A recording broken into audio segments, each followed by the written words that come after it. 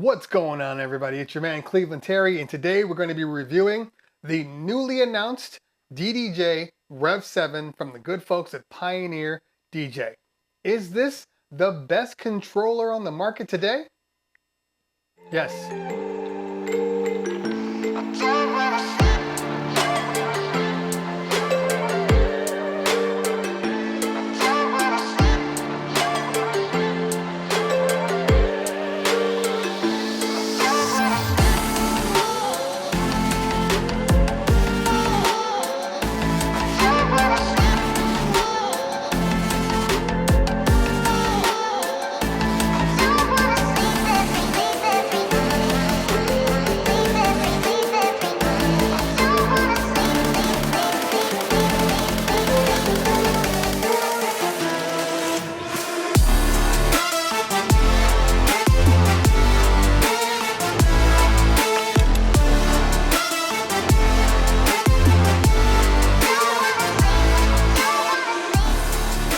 All right, guys, thanks again for hanging out with me. And I know I made that kind of absolute statement, and it's pretty hard to hear me say that right off the bat, but I'm going to tell you, this is a fantastic controller. Even if you're not into moving jog wheels, just in general, this is a great controller. So without taking too much time, let's get into it.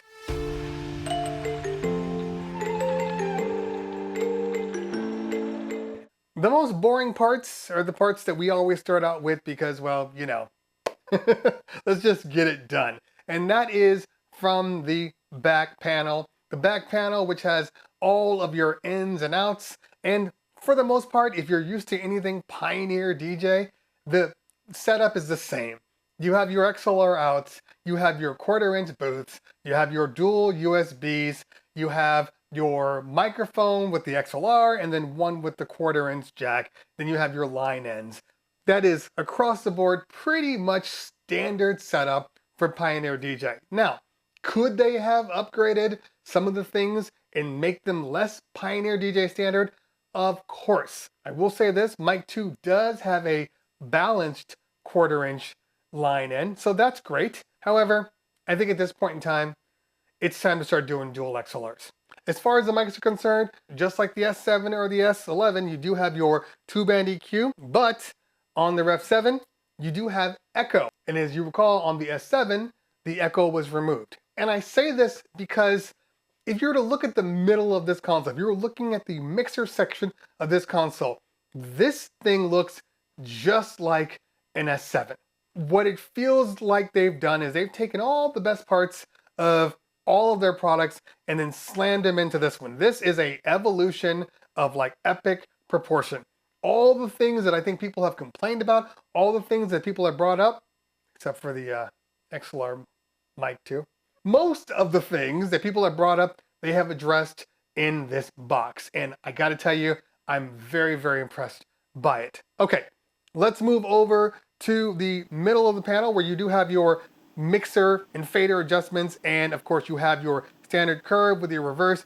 You do have a feeling adjust on this Magville fader, which I do love. And then you have your phones, and then you have your auxiliary switch with the line in.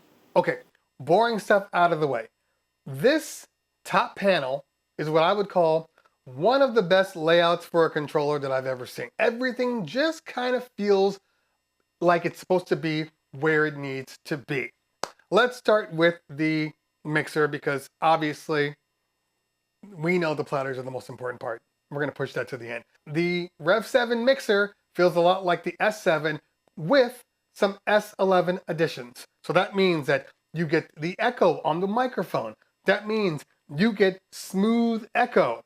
That also means you get a dedicated effects panel, which can be used online and off. There are built-in fantastic effects in the system. So that means if you are running turntables in, if you're running CDJs through this system, you can still use all of the effects. Now, I'm not going to spend too much time on this because, again, most things, if you've used the S7, if you've seen reviews on those, same stuff applies. But they did add a couple of things in here that I think I should probably mention. There are 3 new effects built into the system, and one of the effects has its own default button, and that is this duck down.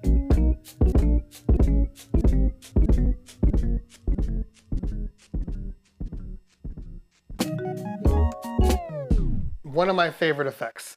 Okay, and Helix Out, which I haven't even listened to now, so this will be new to me also.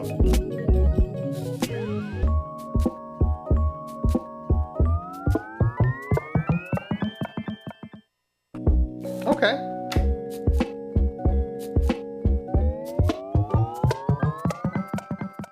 All right, that's Helix Out. And then Fill Out.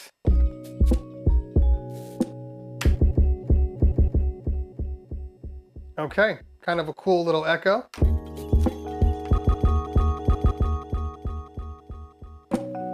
Like that. So those three come with it: Helix Out, Fill Out, and then the Duck Down, which is on a default button.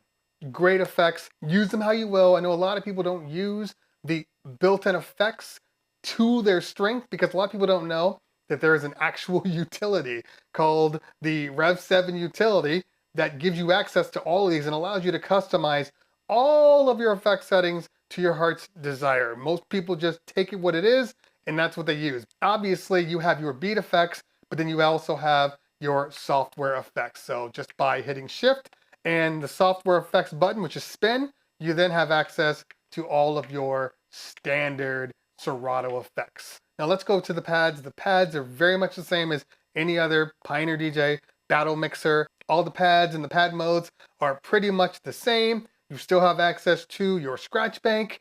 We'll talk about the new feature in just a minute, but scratch bank is still there, and you still have your ability to jump through the pads without holding the shift, just by clicking on the button. Now, one thing that this doesn't have, if you're familiar with the S7, is dual layer mode. And that means that you can assign hot cues on one layer and then maybe your loop rolls on the next, or your samples on the next. You can't do that on this mixer. Okay, scrolling down, you have your smooth echo, and then you have your sampler volume, all the controls right there on the deck. Love it. And then you have your cue setup, your level, your mix, and then your channel 1 and 2. Your up faders, they're not Magville faders, but they feel really, really good. They're smooth, they're fluid, they feel good, no issues whatsoever. And then the Magville Fader Pro, which is my favorite fader across the board. I know it's a subjective thing. Some people love the Mag 4. Some people love, the Innofader, which I actually like the Innofader a lot. But as far as a complete fader is concerned, for me, the Magville fader is the best fader out there. Oh, and one other thing that I forgot to mention as I scrolled all the way down here. Silent cue. Some people are going to say you don't need a silent cue button on a controller. I completely disagree, and I've said this before. There are tons of uses for silent cue that just don't involve hitting the cue button. There's a lot of functionality in the silent cue, and once you start to use it, it becomes kind of second nature. And the reason why a lot of people don't use them is because it typically requires multiple buttons. You got to hit a shift and the parameter and this, and now you're in silent cue. That's too much work. Just give me a button. And they've put those buttons right here, right near the pads, which are so amazing, and I appreciate them. Now, I'm not saying that I had anything to do with silent cue. I'm not saying that, but so let's move over to the bread and butter of this system, and that is the mechanical platters. Now, they don't actually call them mechanical platters. They call them, I want to get it right, motorized vinylized jog. Okay, let's go with that. We'll talk about those in a minute because there's some things in here that I want to break down. But let's go up to the top and let's just look at what we have here. Now, if you've noticed the displays, everything kind of feels where it should be. You have your file control right here. You got your lows and your backs. Then you have your fader. Fader, very smooth, great resolution. There is no zero click. I want to point that out. But you do have a reset, and you have a dedicated button for the tempo range.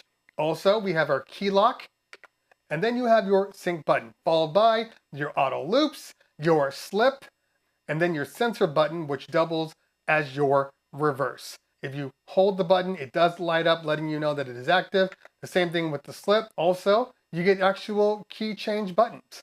You don't see that too often, and I appreciate that they put that on there. I'm not a key change guy, but I like the fact that it's there because it makes it really easy to use it. I can't tell you how much stuff I don't use if I have to go in and do multiple things to do it. Now, let's move over to something that's different. I know people are going to see this instant scratch section and they're going to assume it's just kind of a one-to-one to the pad, just another hotkey area.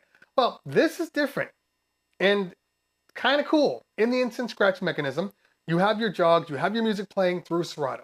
Now let's say you just want to do a dedicated scratch session.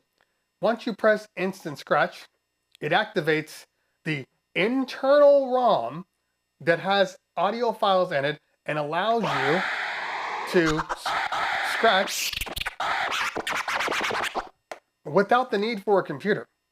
So if somebody pulls your USB, you have a beat that you can activate while you're trying to figure out what's going on. You have that scratch? Yeah. Go. Yeah. Go.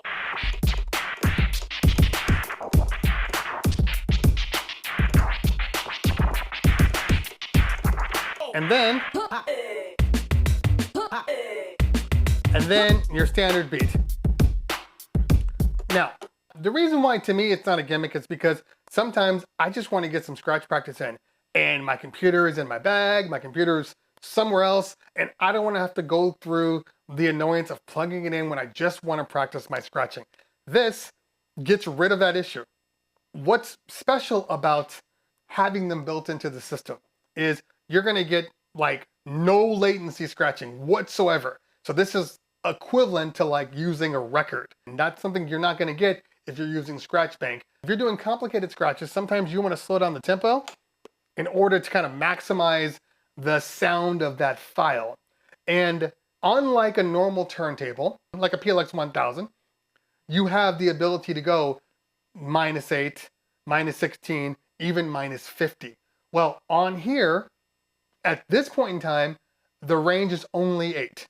The one thing I would love to see, if you could load in your own emergency samples in there, whether that be just a song, in case your system crashes and you need to drop a song on real quick so you can restart. It would be great if you could do that. Along with your instant scratch, you do have access to your normal pads. So let's say I'm here.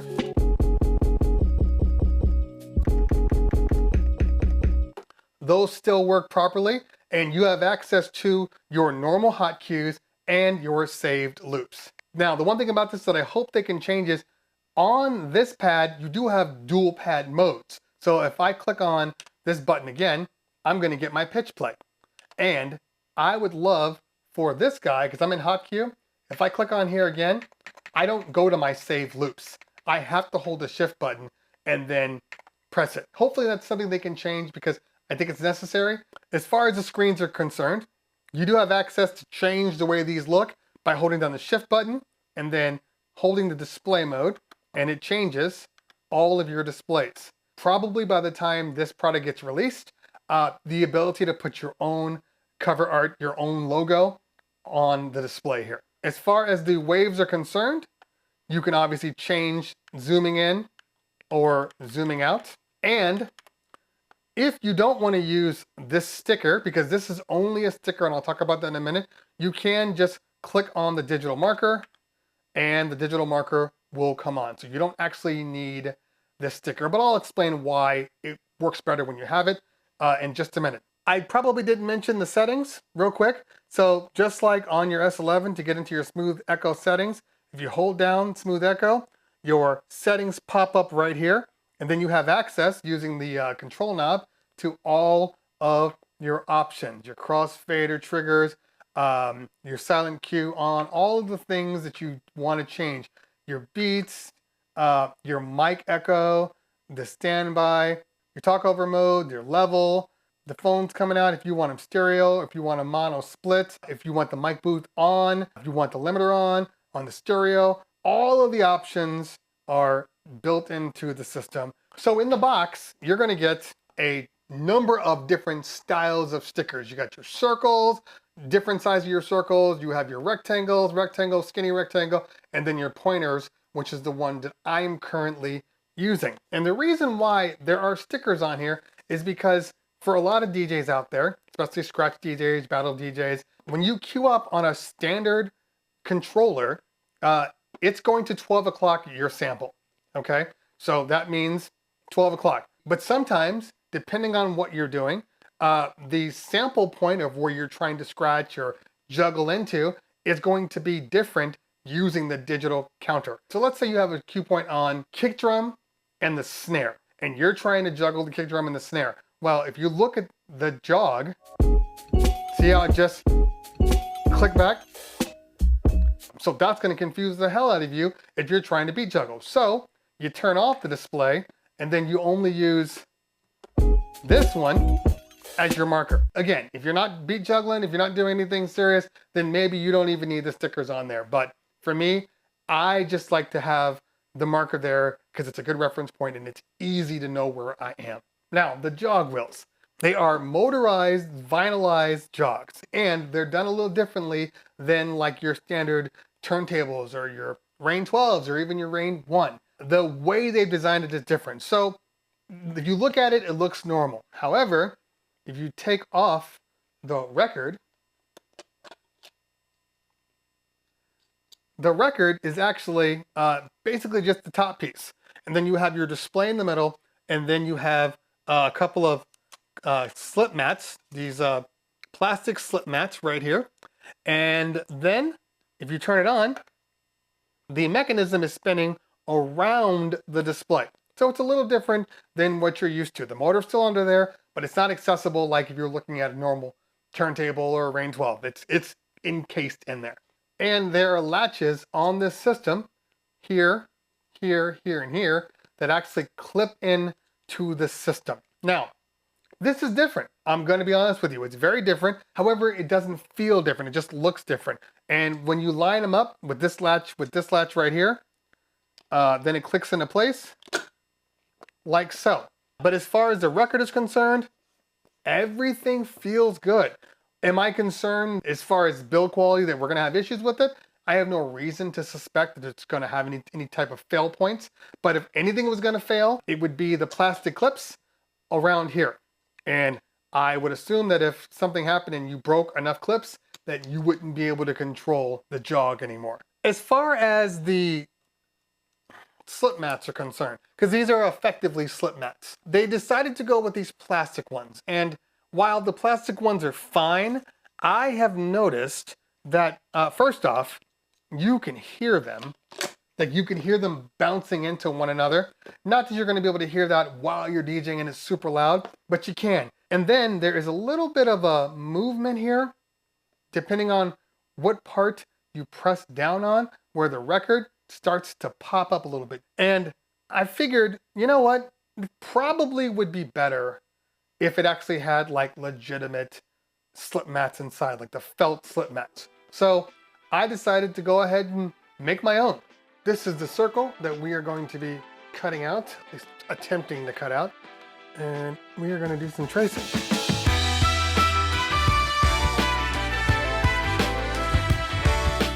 Remember those games you used to play, like Do You Love Me? And you do the...